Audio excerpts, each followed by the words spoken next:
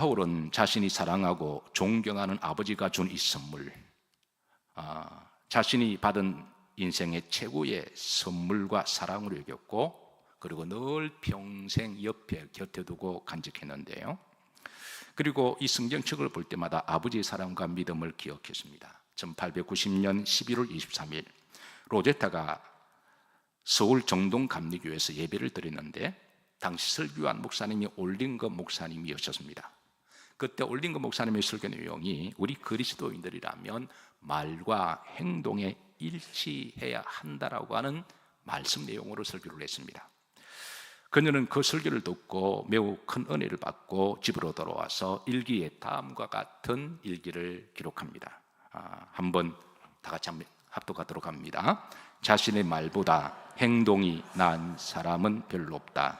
대부분은 말보다 행동이 못하다. 그러나 나는 말보다 행동이 나은 한 사람을 적어도 알고 있다. 바로 그 사람은 내 아버지다. 내 아버지는 참다운 나의 본보기다. 그녀의 11월 23일 일기 중에 기록한 내용입니다. 자, 로제타는 아버지로부터 신앙의 본이 된 사람이었다면 그의 어머니 피비 셔워드는 그녀에게는 천수와 같은 어머니였고, 기도의 후원자였고, 신앙의 동지였고, 동력자였습니다. 로제타가 조선에 살면서 그녀가 가장 많은 편지를 쓰고 보낸 사람은 그녀의 어머니였고, 그리고 그녀가 가장 편지를 많이 애타게 기다리는 편지도 그녀의 어머니 편지였습니다. 로제타는 어머니에게 조선에서 일어난 모든 일상을 할 수만 있다면 낱낱이 다 기록해서 어머니에게 편지를 보냈는데, 어떤 편지는 장장 12장이 되는 편지도 있었습니다. 어머니 역시 로제타에게 가족과 고향을 조금이라도 마음속에 더 가까이 느끼게 하려고 꼼꼼하면서도 자세하게 내용을 보냈는데요, 어머니의 편지에는 자주 이런 내용과 기도문을 마무리합니다. 하나님, 우리를 도와주셔서 안전하게 지켜주시고 우리들이 살아서 다시 만날 수 있는 날을 허락해 주옵소서. 사실 로제타가 의사가 되고 선교사가 되도록 기도하고, 그리고 이렇게 동기를 부여하고 후원하고 권면한 사람이 그녀의 어머니였습니다. 그녀의 어머님은 할 수만 있다면 너가 주님께 전적으로 헌신하고 선교하기 위해서는 독신어도 괜찮으니까 결혼할 마음이 없다면 차라리 결혼하지 말고 혼자 살면서 복음을 전해라 라고 그 정도로 말할 정도로 그녀의 어머니 신앙은 헌신적이었습니다. 로제타는 어릴 때부터 누구보다도 공부를 열심히 했고, 그리고 호기심도 많고, 그리고 관찰력이 뛰어났는데요, 그래서 그는 학창시절에 질문도 많았고 자신이 궁금한 것은 반드시 이해를 해야 적성이 풀리는 성격이었습니다. 그리고 그는 자신이 이해한 부분들을 기록하는 꼼꼼한 습관도 있었는데요, 이런 그녀의 호기심이 나중에 하나님이 낯선 이방의 땅 조선에 보내실 때 그녀의 호기심이 작동하도록 하셨고, 그녀의 이성적이고 과학적인 지성의 의사로서 공부를 하게 했고, 그녀의 기록은 습관이 되어 나중에 조선에 일어난 일들을 다 기록하므로 우리의 역사의 사료가 되기도 합니다. 그러나 그녀의 머리는 이성적이고 합리적이고 차가웠지만 누구보다도 가슴은 따뜻하고 동정심도 많았는데요, 그는 어릴 때부터 동물들을 사랑했고 힘들고 가난한 이들을 보면 어떤 식으로든 도움이 되려고 했고, 남을 돕는 것을 큰 기쁨과 보람으로 여겼습니다. 이런 그녀의 따뜻하고 동정심과 긍휼이 나중에 수선에 왔을 때 병들고 가난하고 힘든 이들을 돌보는 기쁨으로 발전하게 됩니다. 한국에서 이팔 청춘이라는 말이 있듯이 미국에서도 꽃다운 16이라는 말이 있습니다. 흔히 16살이 되면 미국의 아이들은 이제 아이가 아니라 어른이라고 진압하는, 어른이라고 생각하는 성숙한 나이로 인식할 때이기도 한데요, 이때 그가 16살이 되었을 때 그녀의 일기에 이렇게 글을 적습니다. 이 부분 우리가 지난번에 한번 읽었지만 그래도 다시 한번, 이제 꿈 많고 이팔 청춘이었던 한 어린 풋풋한 어린 소녀의 이제 그 마음을 우리가 충분히 느낄 수가 있어서 다시 한번 이걸 한번 합독하도록 하시죠. 16살이 되었다 세상에 17번째 해를 맞이하여 내가 오래 살게 되어 50이나 60에 심술궂은 노처녀가 되어도 꽃다운 16 시절을 기억할 수 있도록 생생한 기록을 남겨야 할 것이다. 그러니까 이때부터 이제 내가 노처녀가 되어도 이때부터 하나님 앞에 헌신하기로 독신으로 그렇게 서원을 한 상태였습니다. 로제타는 처음에는 교사가 되고 싶었습니다. 교사가 되어서 그는 이제 복음을 전하기 위해서 그렇게 헌신했는데요. 그래서 이제 고등학교를 졸업하고 리버티 사범학교로 진학하게 됩니다. 그리고 이때 그녀의 신앙은 더욱더 헌신적으로 깊어가는데요. 이때 하나님 앞에 이제 한평생 이제 독신으로 살 것을 마음을 다시 한번 다짐합니다.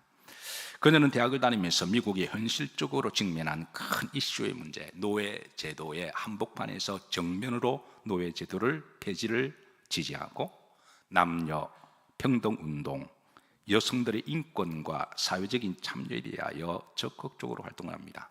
당시만 하더라도 여성들은 똑같은 교사의 직업이라고 할지라도 남성들에 비해서 월급이 반밖에 되지도 않았고, 그리고 여성들은 투표권이 없을 때였습니다. 이런 건의 운동들이 나중에 조선에 와서 차별을 당하는 여인들과 일반 서민들의 인권에 대해서 긍휼과 연민의 정을 가지게 되는 또 동기가 되기도 하죠. 사실 당시만 하더라도 사범대학을 입학하는 일은 매우 힘들었는데 그녀가 입학할 때 겨우 25명만 입학을 하게 됩니다. 그리고 주정부에서 실시하는 최종 시험에 통과해서 교사 자격증을 획득하는 학생은 25명 가운데 4명밖에 되지 않았는데요. 그 4명 중에 가장 수석으로 졸업한 사람이 로제타 홀이었습니다. 로제타는 자신의 삶의 영역에서 공부보다도 더 소중한 가치를 여기는 것이 있는데 바로 신앙이었습니다. 그녀는 하나님과 예수님에 대한 믿음이 특별했습니다. 그는 그 바쁜 공부와 일기 가운데도 항상 주일이면 주인을 로드스데이라고 선포를 하고 주님 앞에 온전히 드리고, 그리고 교회에 가서 예배드리고 주일학교를 봉사하고, 그리고 또 시간이 나면 자신이 도움이 필요한 다른 작은 교회에 가서 주일학교를 봉사할 정도로 그녀는 주님에 대한 남다른 신앙과 헌신이 있었습니다. 1882년 4월 14일 날 로제타의 나이 17살이 되었을 때에 그는 사범대학을 수석으로 졸업하고 5월 1일 날 초등학교 교사로 발령을 받습니다. 그때 그녀의 주급은 고작 4달러였습니다. 한 달에 대략 18달러 정도, 20달러 있는데요. 자, 이 금액이 얼마나 그 당시에 이제 우리가 가늠할 수 있는 정량은, 일전에 제가 말씀을 드렸지만 미국의 독실한 감리교인이었던 세브란스 연세대 세브란스 병원을 건립할 때 세브란스가 총 2살의 이제 헌금을 한국에 보냈습니다. 1900년도 1만 달러를 선교 헌금하고 그 위에 5,000달러를 더 선교 헌금합니다. 그리고 1913년에는 3만 불을 더 선교 헌금합니다. 그때 교사의 월급이 한 달에 얼마라고요? 20불에 비하면 3만 불은 엄청난 금액입니다. 그 금액으로 우리가 이렇게 자랑하는 이제 의료 한국 기술을 이뤘고 바로 세브란스 병원이 건립하게 되는 거죠. 자, 당시에 1885년 로제타의 나이 20살이 되었을 때 그런 평생 잊을 수 없는 한 사건이 일어납니다. 주일 아침 예배를 드리는데 그날에 특별 말씀을 전하는 강사가 왔습니다. 이가 바로 케너더 텐들러 부인이었는데요. 그녀는 남편과 함께 인도에서 선교 사역을 하다가 잠깐 미국에 들어와서 선교를 보고할 예배입니다. 인도에서는 여성들이 몸이 아파도 약도 없고 병원에 가지 못하는 보고를 받고 서로 병원에 간다고 할지라도 남성들에게 치료를 받을 수가 없다고 하면서 지금 인도의 여성 간호원과 의사들이 절실하게 필요함을 요청합니다. 이때 로제타의 마음은 예배를 드리면서 속이 뛰기 시작합니다. 저는 여러분들이 예배를 드릴 때 좀 마음이 뛰었으면 좋겠습니다. 알 수는 없지만, 누가 마음이 뛴지는 알 수가 없지만 어쨌든 우리가 예배를 드릴 때마다 앞으로 우리도 많이 예배를 드릴 터이고 그럴 때마다 여러분의 마음이 뛰기를 주의 이름으로 축복합니다. 그리고 그 마음을 뛰게 하시는 분은 사실은 목사가 아니라 저는 성령이라고 믿습니다. 어쨌든 로제타는 설교 중에 마음이 뛰기로 시작하며 하나님 앞에 서원합니다. 자기가 이 교사보다도 인도에 의사로 가기 위해서 의로 공부를 하고, 그래서 여성들을 치료하고 복음을 전하기로 그렇게 해서 다시 방향을 로드맵을 정합니다. 나중에 로제타는 조선에 와서 의례 선교를 하면서 그때를 회상하며 이렇게 그의 일기에 기록합니다. 하나님은 나에게 인도 의료 선교에 대한 비전과 열심을 주셔서 열심히 의사 공부를 하였는데 결국 나의 발걸음을 옮기시는 분은 누구시다? 조선으로 옮기시는 분은 하나님이셨다라고 그렇게 수레를 밝힙니다. 자, 1800년대만 하더라도 최고의 신랑의 최고의 신부감 1위가 바로 교사였다고 이야기합니다. 최고의 신부감 1위는 교사. 그런데 그 위에 최고의 신부감은 여의사였다고 합니다. 당시만 하더라도 여자가 의사가 되기 위해는 하늘의 별 따기여서 소위 의사가 되면 그 사회 상류층으로 바로 진입할 수가 있고 상위 1%를 누릴 수가 있음에도 불구하고, 그래서 당시 또 공부를 해서 교사가 되거나 의사가 되면 소위 신여성으로 그렇게 불리우는데, 그러나 로제타는 의사가 되기로 한 것은 미국의 상류층 1%의 삶을 누리기 위함이 아니라 하나님이 주신 선교의 비전 때문이었습니다. 이후로 로제타는 의과대학 진학을 위해서 열심히 공부를 준비합니다. 그리고 그는 나이 21살이 되었을 때 1886년 10월 7일에 미국의 최초의 여자 의과대학에 들어갑니다. 바로 펜실베니아에 있는 필라델피아 여자의과대학입니다. 자료 한번 보시죠. 자, 지금은 이 대학이 이제 많이 거듭 발전해서 종합대학으로, 듀렉셀이라고 하는 종합대학으로 이름이 바뀌었지만, 당시 이 학교는 1765년에 미국의 최초로 세워진 여자의과대학이었습니다. 그녀가 이 학교를 입학했을 때는 1886년 개교한 지 36년째였는데요. 자, 당시 여자의과대학은 하나밖에 없었기 때문에 이 대학에 들어간다고 하는 것은 정말 하늘의 별 따기였습니다. 놀라운 것은 그녀는 이 학교에 우수한 성적으로 입학을 하였지만, 더 놀라운 것은 이 대학을 졸업할 때 가장 뛰어난 성적 수석으로 졸업을 합니다. 게다가 1년 먼저 더 조기 졸업합니다. 필라델피아에서 목회하는 제 동서 목사님이 계십니다.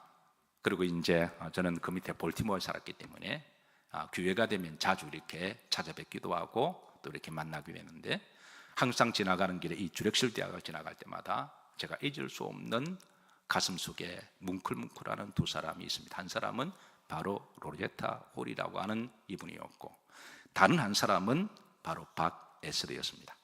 원래 김점동이죠. 사진 한번 보시죠. 다음에 기회가 되면 이분에 대해서 조금 더 함께 나누기도 하겠지만, 우리나라 최초의 여자 의사 1호입니다. 최초의 남자 의사 1호가 서재필 박사라고 한다면 최초의 우리나라의 여자 의사가 바로 박에스더입니다. 이런 점에 있어서 서재필도 독실한 기독교인이잖아요. 선교사들의 후원과 추천을 받아서 이런 점에 있어서 대한민국은 이 복음과 뗄래야 뗄 수가 없습니다. 하나님이 대한민국을 보아사 이 애국가에 있는 것은 하나님의 저는 뜻이라고 믿습니다. 자, 이 박점동, 김점동, 박에스더를 이 학교로 보낸 사람이 누굴까요? 바로 로제타 홀이었습니다. 로제타 홀이 추천서를 써주고, 그리고 개런티를 하고, 그리고 공부할 수 있도록 모든 학비를 다 대어주고 물심양면으로 도와준 사람이 바로 그 뒤에 로제타 홀이 있었고, 로제타 홀이 없었다면 우리나라에 이렇게 자랑스러운 우리나라 여자 첫 번째 의사인 박에스더도 없었을 겁니다. 자, 이 필라델피아 의자대학은 아주 철저한 기독교 신앙으로 유명한 대학인데요, 이 학교는 1880년도에서 1890년 그 10년 동안에 미국에서 가장 많은 선교사를 보낸 학교이기도 했습니다. 1975년 연구한 논문 자료에 따르면 이 학교에서 배출한 선교사가 무려 230명이 됐다는 거예요. 놀라운 것은 18세기 전까지만 하더라도 미국 여성들 중에 절반은 글을 읽지 못하거나 쓰지 못했습니다. 그래서 자신의 이름도 쓰지 못하는 여성들이 절반이 넘었다는 거예요.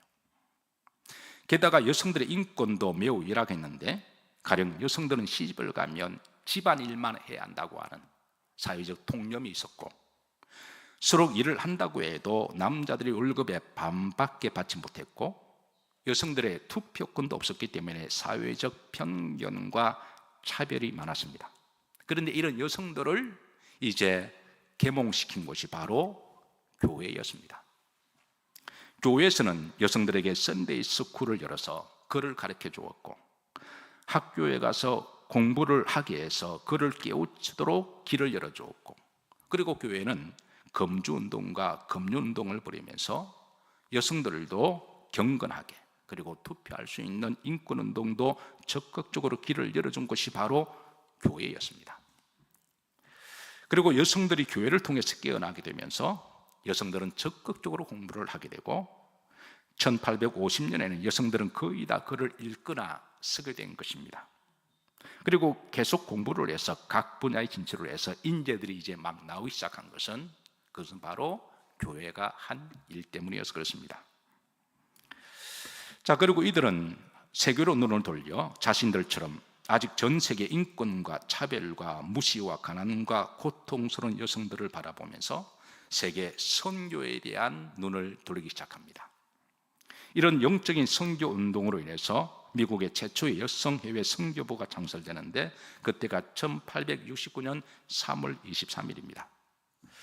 자, 1869년 3월 23일에 소위 WFMS라고 하는 이제 여성 해외 선교부가 결성되는데, 이 선교부를 세운 최초의 교단은, 굳이 제가 교단 주자는 아니겠지만 어느 교단일까요? 감리교단입니다.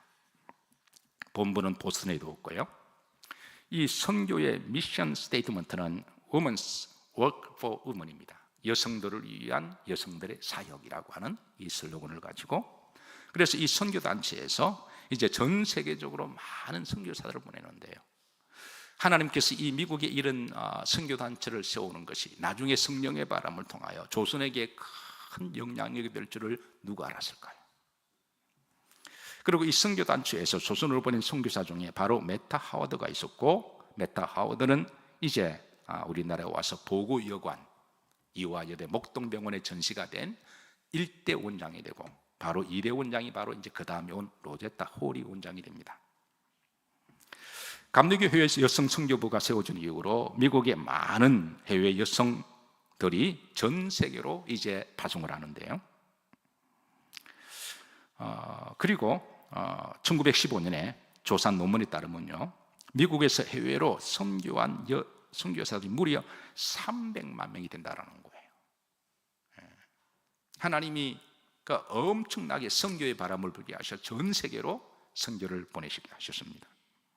당시 미국 인구가 1억 50만 명이었으니까 300만 명은 실로 놀라운 숫자고, 그리고 이 300만 명들은 당시 미국에도 절실하게 필요한 최고의 인재들이었고 수재들이었습니다. 당시 미국에서도 이런 인재들이 매우 필요했던 시기였는데, 이들이 미국에서도 상당한 대우를 받고 살 수 있음에도 불구하고 이들은 하나님이 가라고 하면 다 같은 순수한 복음의 전도자들이었습니다. 로제타가 졸업한 필라델피아 의과대학에서는 학교를 입학할 때부터 만약에 선교사로 나간다 그러면 그 의과대학의 장학금을 반을 다 지불해 주었습니다. 그래서 이 학교에서는 각 나라의 최초로 보낸 여의사들이 많이 나오는데요, 다음 사진 한번 보시죠. 1885년에 의과대학 재학 중에 찍었던 사진인데요, 자, 이들 가운데 왼쪽으로 보면 인도의 최초의 여의사가 바로 아난디 고팔 조시라고 하는 여성이 바로 인도의 최초 여성입니다. 여의사고요. 가운데 일본의 최초 여의사인 케이 오마키도 이 학교 출신입니다.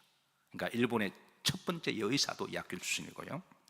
오른쪽에 시리아의 최초의 의사 티밧 이슬람불도 바로 이 학교 출신이고 티벳의 최초의 의사고, 그리고 이 학교 출신인, 이제 이 사진은 없지만 아메리칸 원주민 의사인 수잔 피코트도 이 학교 출신이고 최초의 의사로 기록이 됩니다. 사실 이때만 하더라도 로제타 홀의 선교지는 인도로 결정하고 기도하였던 시기입니다. 그런데 그는 의대생 시절에 시간만 나면 방학 때나 실습 기간은 뉴욕 빈민가에서 의료 봉사를 하며 경험을 쌓는데요. 그리고 1889년 3월에 3년 만에 1년 조기로 의과대학을 수석으로 졸업하고 당시 뉴욕 빈민가에 가서 1년 동안 의료 봉사와 경험을 하고 그리고 이제 인도에 가려고 그랬는데 하나님이 마음으로 계획할지라도 그름을 인도하시는 분은 누구시라고요? 하나님이 그녀의 발걸음을 조선으로 옮기게 하셨습니다. 그래서 1890년에 그녀는 9월에 조선에 오게 되는데요. 그녀가 또 조선에 오게 된 배경은 마침 이때 우리나라에 미리 오셔 선교하셨던 스크랜턴 선교사님이 안식년을 맞이해서 뉴욕에 잠깐 머무는 가운데 이제 로제타홀을 만나서 그녀를 조선으로 끌어들인 거예요. 어쨌든 그녀는 스크랜턴 여사와 만남을 통해서 나를 부르시는 분은 하나님이시고 그래서 인도가 아니라 조선에 부르신 분도 하나님이시니 하나님 뜻으로 받아들이고 조선에 오게 됩니다. 자, 로제타는 그래도 자신은 이제 5년 동안만 조선에 봉사를 하기로 마음먹고 그래도 그녀가 최종 목적을 하려고 한 인도로 다시 가려고 했는데 하나님은 그 5년을 나중에 한평생을 조선에서 복음을 전하게 했고 그녀 때문에 1+1이라고 그랬나요? 그 남편 제임스 닥터 홀도 원래는 제임스 홀은 중국에 선교로 가기로 했는데 그 로제타 홀 때문에 조선에 와서 같이 복음을 전하다가 순교하셨고 그리고 로제타 홀의 아들 시워드 홀도 나중에는 또 닥터가 되어서 조선에 와서 또 선교를 하고 시워드 홀 그 아들의 그 와이프 메리안 홀도 로제타의 이제 며느리가 되겠죠. 최고의 천재 같은 여의사입니다. 그 메리안 홀도 로제타 때문에 조선에 와서 한평생 선교를 하게 됩니다. 그러니까 1+1이 아니라 1+4가 된 거예요. 로제타 홀은 조선으로 가는 배를 탄 날짜는 1890년 9월 4일입니다. 샌프란시스코에서 작은 전기선 오세아닉 호를 탔을 때 한편으로는 하나님이 가라고 하신 곳에 가서 복음으로 선교한다는 사명과 기쁨도 있었지만 다른 한편으로는 멀고 무섭고 사나운 태평양을 건너야 하는 무서움과 한 번도 가보지 못한 낯선 조선의 땅에 가는 두려움도 함께 교차하고 있었습니다. 그때 그녀의 일기에 그는 그 태평양 가는 그 배를 탔는 그날의 일기에 이렇게 기록을 하고 있습니다. 자, 한번 다 같이 한번 합독하시죠. 나는 이제 내가 속한 낯선 땅 쪽으로 얼굴을 돌렸다. 도움이 어디에서 오는가? 하늘과 땅을 만드시는 분 야훼에게서 나의 도움이 오는구나. 이스라엘을 지키시느니 졸지 않고 잠들지도 아니하신다. 야훼께서 너를 모든 재앙에서 지켜주시고 내 목숨을 지키시리라. 떠날 때도 돌아올 때도 너를 항상 지켜주시리라. 나는 지금 내가 전혀 모르는 언어를 쓰는 낯선 사람들에게로 가지만 사랑은 보편 언어라 하였고 나는 내 일을 사랑한다. 여러분, 그녀 일기 가운데 이 일기 가운데 그녀가 고백한 성경 구절이 떠오르지 않으신가요? 네, 그녀는 시편 121편 1절부터 이제 8절까지 그런 깊이 묵상을 하고 그녀 일기는 항상 하나님 말씀을 묵상하고 그 말씀 위에 그날 하루하루를 기도하는 마음으로 일기를 기록해 나갔습니다. 어떻게 여러분 우리 영일교회가 하는 감사 노트를 잘 쓰고 계시나요? 그 감사 노트가 저는 영성일기라고 이름을 또 붙이기도 하는데요. 그래서 보면 항상 말씀이 있잖아요, 그죠? 말씀을 묵상하고 5줄 간략하지만 여러분들이 기록하기에 딱 좋은 영성일기가 되기를 바랍니다. 올해도 시작할 텐데요. 아직 얼마 남았나요? 한 달 좀 남지 남았는데 그동안 혹이라도 바빠서 못 쓰신 분이 계시면 그냥 밀린 거 다 쓰셔도 괜찮습니다. 밤을 새워서 다 쓰시고 그리고 내년부터는 날마다 말씀과 함께 여러분들의 일상의 삶을 잊어버리지 마시고 감사도 잊어버리면 기억이 안 남습니다. 그래서 그날 하나님과 동행하시고 주신 은혜를 기록하셔서 이것이 하나님 앞에 아름다운 보고가 되기를 기도합니다.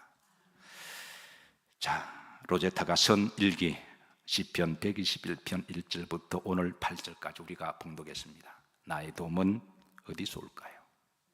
나의 도움은 천지를 지으신 여호와에게서로다.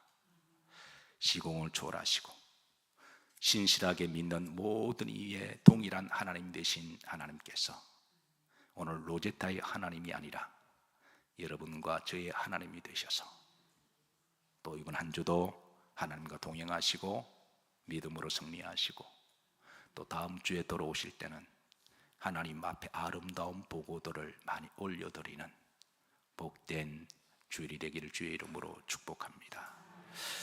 우리 찬양 들으시고 오늘 예배 마치고 잠깐 인사구역회 있습니다. 길지 않을 테니까 잠깐 모여서 함께 좀 의논하도록 합니다. 우리 찬양 들으십니다. 나의 갈 길 다가도록. 제가 제일 좋아하는 찬송인데 이 찬송을 불러주어서 고맙습니다.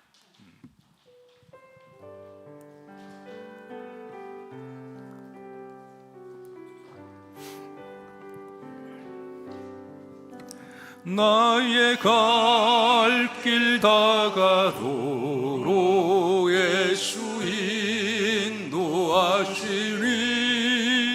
내 주 안에 있는 긍휼 어찌 의심하리요. 믿음으로 사는 자는 하늘 위로 받겠네. 무슨 일을 만나든지 만사 형통하리라. 무슨 일을 만나든지 만사 형통하리. 우리 다 같이 주신 말씀 붙들고 통성으로 기도합니다. 하나님 아버지 감사합니다. 하나님을 예배하며 찬양합니다.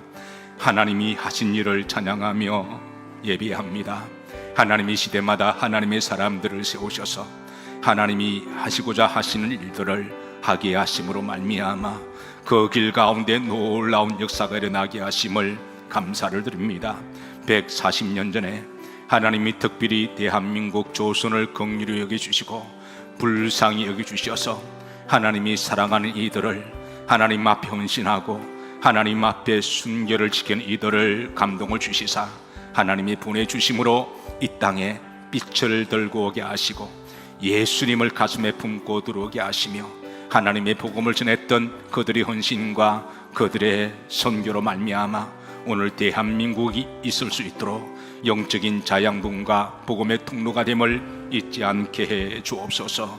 하나님 그런 이들로 말미암아 하나님 이 민족이 참으로 많은 교회들이 세워나게 하여 주시고 구원받는 수가 늘어나게 하셨듯이 오늘 이 시대에 우리도 하나님이 기뻐하는 일을 하기를 기도하고 소망합니다.